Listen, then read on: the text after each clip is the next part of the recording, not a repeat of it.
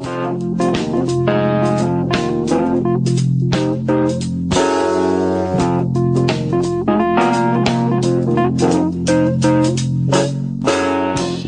to the Robert Wenzel Show. Please stand by for Robert Wenzel. Hello, everyone. Welcome to the Robert Wenzel Show. I'm Robert Wenzel. Today we have a very special guest.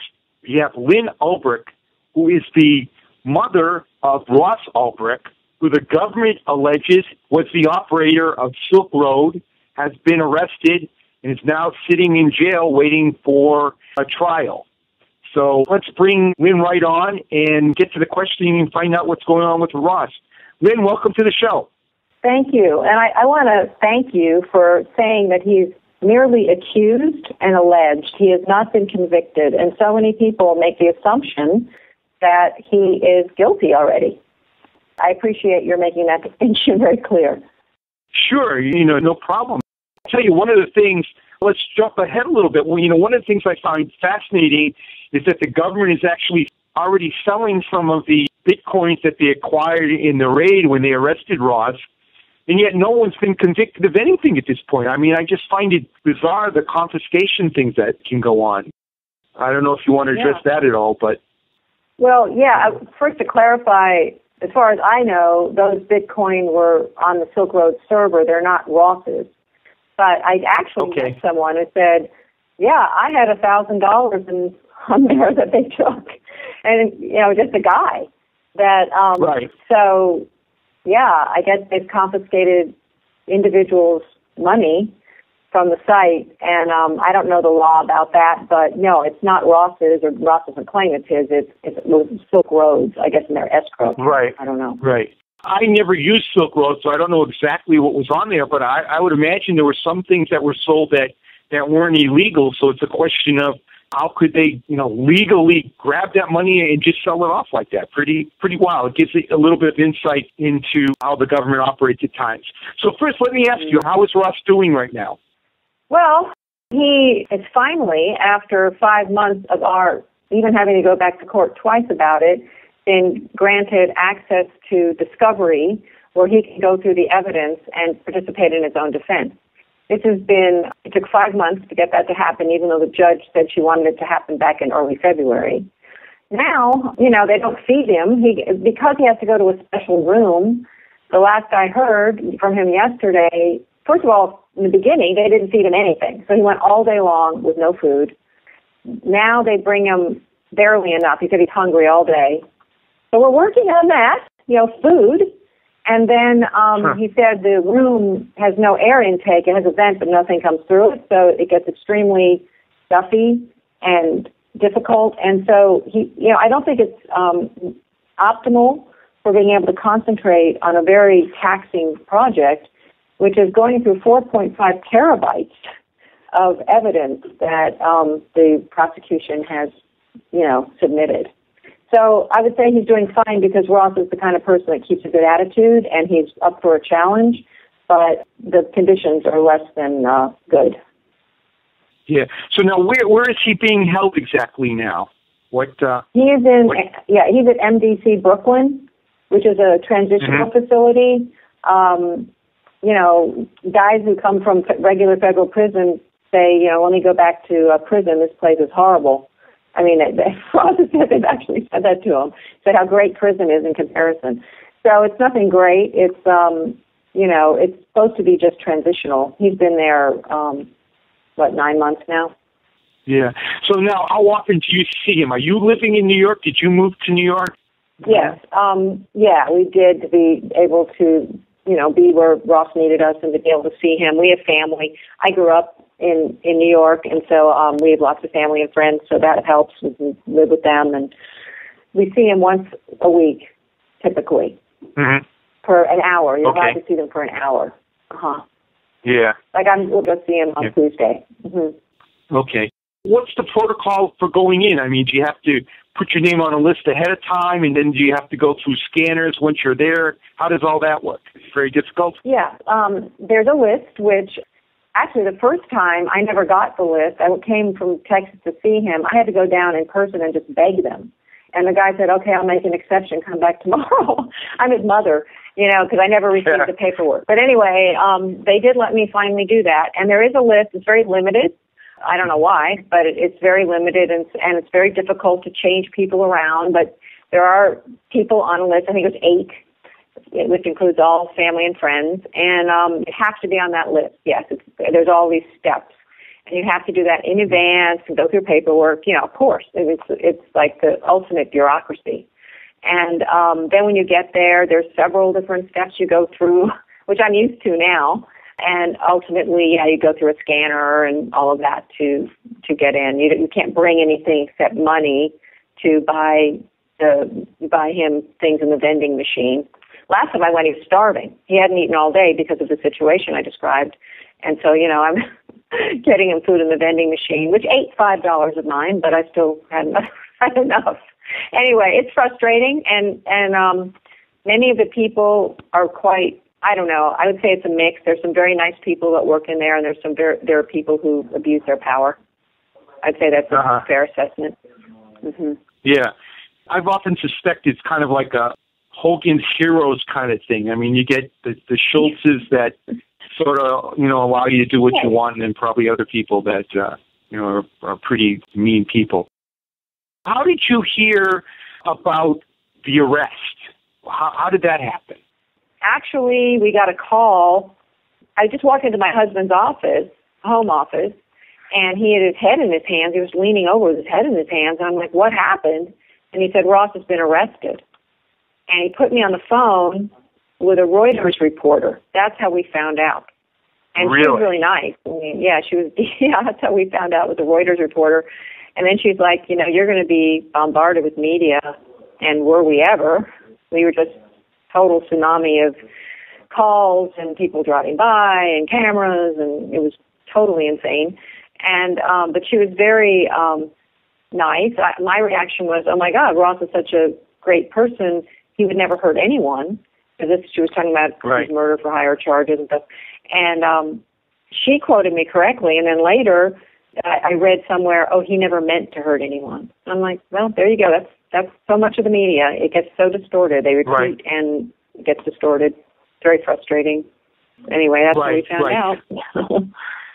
Yeah, so I guess you're learning about the media also, because in my business, I read a lot from a lot of sources, and I see how things can get distorted and different messages get out there, and sometimes totally, completely different stories. I've read stories about a murder where in one report it's a gunshot, another it's a stabbing of the same murder. I mean, it's pretty wild. Well, the judge came out with denying the motions that were challenging the indictments. And you would have thought from so much of the media, this means, she thinks Ross is guilty, he's done, he has to plea, blah, blah, blah. That is not what she said. I read her papers thoroughly twice. And I blogged about it on our website, freeross.org, just yesterday, where what she said was that she wants to see the evidence presented in court. That's all she said. That was the gist of it. Now, she may have, in her tone or different things she said, I don't know, not been what we would have wanted. But basically, the outcome of that was, she wants to see the evidence presented in court. And in fact, she cited many things the government was going to have to prove in court. So the way it was presented was completely different, in many cases, not all, than the tone of it and everything was, she's ruled against him, that's it. And it's so ignorant, or whatever, because it's not the process at all. In fact, there's more motions coming next week that will be before her again about addressing Fourth Amendment issues and privacy issues. So it's definitely in process. So anyway, that's just a recent example. I could cite plenty more, but, that's just never using allege, like I said to you in the beginning. Describing him as a kingpin, that's irresponsible. Right. What's the prison term that Ross is facing if he's convicted of everything? Well, if you add it all up on the mandatory minimums of everything, and I don't know how they do it really, I would think the kingpin charge alone, I believe, is either 20 or 30 years. So, and that's, for cartel drug leaders and people like that. And so It's pretty draconian what he's facing if they, God forbid, convict him. It's a lot because I think each one comes with a mandatory minimum of, a lot of years. I don't know whether they add them all up or I think it's up to the judge. I think she's the one that does the sentencing. Mm-hmm. But there are some mandatory minimums, which we could discuss that, but how if that's constitutional. But anyway, there are some mandatory minimums. Yeah. Is this the judge you're dealing with now that will also be through the entire trial? Is that the way it looks? Yes. Yeah. It is. Okay. So now what do you think? Is the government playing fair? Apparently, the judge ordered that Ross have access to a bunch of documentation.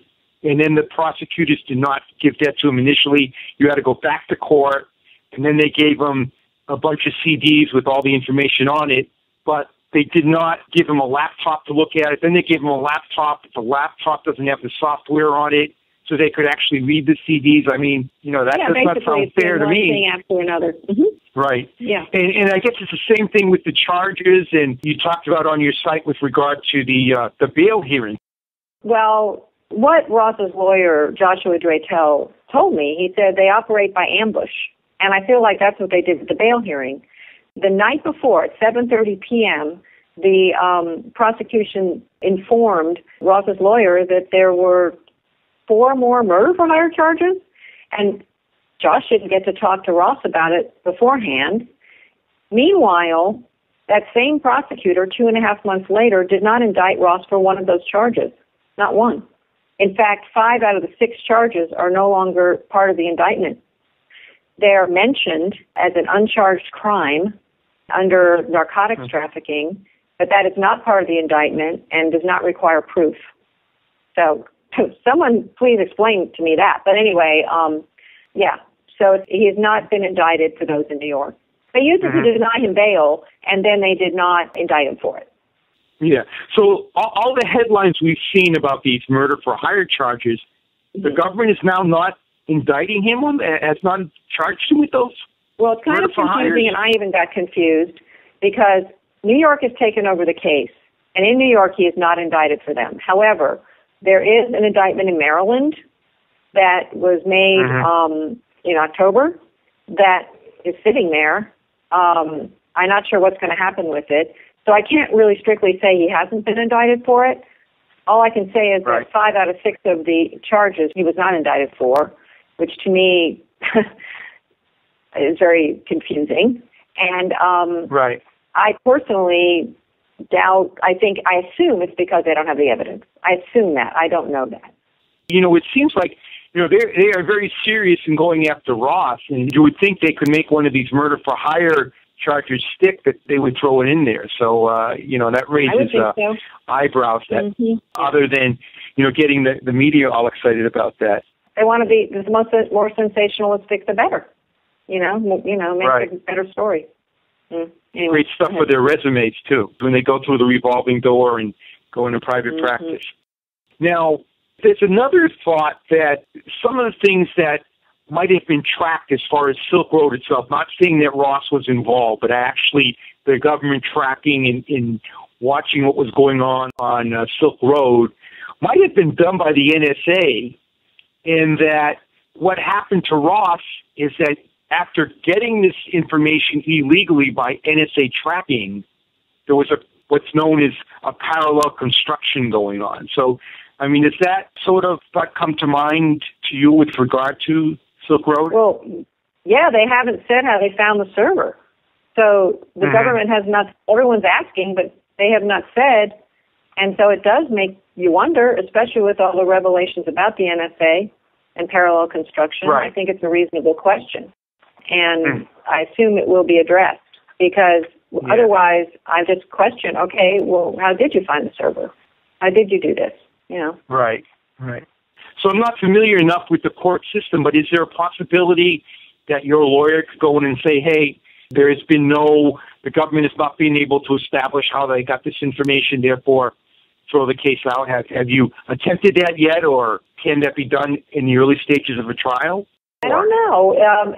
It has not been attempted yet. I believe the judge is the one who has the power to demand that the prosecution say how they got evidence, and hopefully she will. I know that the next round of motions are going to address search and seizure and warrants, and so possibly, I don't know for sure, but I think possibly it could address this as well. But certainly our lawyer is well aware of the possibility, yeah. Mm-hmm. Let me ask you this. Given what you know now in the situation Ross is in, because I see, out there sometimes libertarians who want to take a direct confrontation with the government or do things where there's serious penalties if they're caught. What kind of advice would you give to someone who would like to start a Silk Road or just do something where there's severe penalties? What's your thought? What would you say as a mother to a son who was thinking of doing something like that? I wouldn't recommend it. First of all, again, Ross is alleged. So, as far as his having done it, it's totally alleged. Exactly. I think it's a dangerous enterprise to go up against the federal government. I think they are quite a formidable opponent. And, I personally wouldn't do it. Right. I don't know what to say. I mean, let's talk a little bit about, what you're doing to help Ross. First of all, you mentioned your family was entrepreneurial. Were you a stay-at-home mom, or did you work? And what does Ross's dad do? And tell us a little bit about that. Yeah, we've had a business in Costa Rica where his dad built bamboo houses in the rainforest, and we've had a vacation rental business renting them out for 20 years. His father was also a designer builder in Austin, and I've been a freelance writer as well. So, yeah, we still have that business. I mean, we still have to survive here. Yeah. So. Right. What kind of writing did you do, or do you do? Well, I've done different things. I've had a health column. I wrote for the Austin American Statesman, different things. I've written for magazines, newsletters, pretty much anything someone would, not anything, but, what people would pay me to do. I mean, I've written content for websites. I wrote for drcoop.com for years, when they were up. So just, pretty varied things. Right. A lot of website content. Okay, now you've launched a website called freeross.org. So talk about that a little bit. What are you trying to do with that website? Well, it started because I was reading all these things about Ross as a person that were completely wrong and very upsetting, and I wanted to defend him. And so that's how it kind of started. I wanted to write up in the web who he really is, and we still have that page of who Ross really is, and we got testimonials. But then it evolved into really about the case and about trying to raise money, because obviously a case like this is exorbitantly expensive. And even though our attorney is being very patient and flexible, he's not working pro bono, and neither are the forensic people. And so this is now a fundraising effort as well. And I really think I want to get across to people, it's not just about Ross as a person and my son. There are some very, very important precedents that could be made with this case that would impact internet freedom and potentially the precedent that could make website hosts responsible for the intention and actions of their users on their site, and different things that will come out of this case that will affect everyone. And people have stepped up. A lot of people have been very supportive, but we continue to have huge bills. So I'm hoping that we can continue to keep the lawyers employed and everyone, working towards a fair trial for Ross. And so that's freeross.org. So if anybody wants to make a donation, they can go to that site. Yes, and, absolutely. I guess you take credit cards, PayPal, and Bitcoin, right? So that I get a kick out of that. Now, as far as lots of people are taking Bitcoin now. A lot of these guys that made all this money in Bitcoins, they should really send some to you, because Ross, unfortunately, is going to be a pioneer in the law here on Bitcoin to some degree, and they should want as much freedom as possible with their Bitcoin, so it makes sense for them to send some money Ross's way to sort of make sure that the best representation is out there with regard to what can happen with Bitcoins in the future. First of all, Roger Ver has stepped up and been great. He's had a whole retweeting campaign and he's going to be donating $160,000 worth of Bitcoin to this effort. So he's been wonderful. Right. And the other thing I wanted to say about that is that one thing Paul Watson on InfoWars said in an article was that Bitcoin's status as a virtual currency could be revoked if it's made into funds and goes under the money laundering regulations. And he says it could eviscerate the entire foundation of Bitcoin as an anonymous cryptocurrency that's free of government and central bank regulation and interference. Whether, that's his opinion, but in this case certainly represents the first pushback against the government about stretching the money laundering statute to include digital currency. And will definitely affect it. So I agree with you. These Bitcoin guys, it would be really nice if they would help support this, because it is going to impact Bitcoin.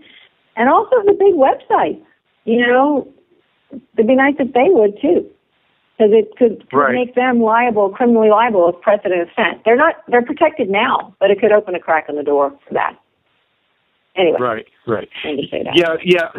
My personal view is that, the government is going to either co-opt Bitcoin or just be able to track it in many, many ways. So it's dangerous. But for the guys that have the Bitcoins out there and have some substantial wealth in it because of the way the Bitcoin price has gone up, I mean, it makes a lot of sense for them to help you out because it'll at least provide some avenues of freedom for them to operate and use their Bitcoins. So tell us a little bit about the lawyers. Who did you hire, or who did Ross hire to defend him? In the beginning, we got lots of recommendations, and one name kept coming up, which was Joshua Drakel. And we had turned to EFF to help us find someone who would work pro bono or at least be flexible and maybe work at a discount. And they said Josh would talk to us, and so we just got on the phone with him, and he's very, is a really good lawyer and very eminent. And we just made a deal with him right then and there. We asked him, we said, how do you feel about personal liberty and individual rights and that sort of thing? And he said, well, I've been fighting for those things my whole career. And we felt like, good, it's a good fit. And so we really made the deal with him, although, of course, it was ultimately up to Ross once he met Josh. But, we're very happy to have him. He's great. Yeah, and so the trial is scheduled to start November 3rd. Is there any idea yet on how long the trial will be? I said it would probably be a month. A trial is, at base, $35,000 a week. And then there's other expenses on top of that. So we're looking at, for our part, so we're looking at some big bills, That's why I'm hoping people. Right. Yeah, and I would imagine you would want to probably hire like some detectives or something to do some kind of legwork too on different parts, or research people or something. We do. I can imagine. Forensic people. Well, we have one person who started, forensic, going through this code and everything. Everything's anonymous. Everything's encrypted. So, yeah, we need that. It's an expensive endeavor. But, Ross is someone who's worth it, and, we believe he is being accused of things he did not do, and that and we want, to do everything we can and to have him be free. He's a lot to contribute, and he needs to be free. I have to tell you, Lyn, I follow the Ross news, and I'm impressed by the number of times I see your name popping up, interviews you're giving and things you're doing on behalf of Ross. And I have to tell you, it's extremely impressive. If I ever ended up in this slammer, I only wish my mother would do half the things you're doing, because I'm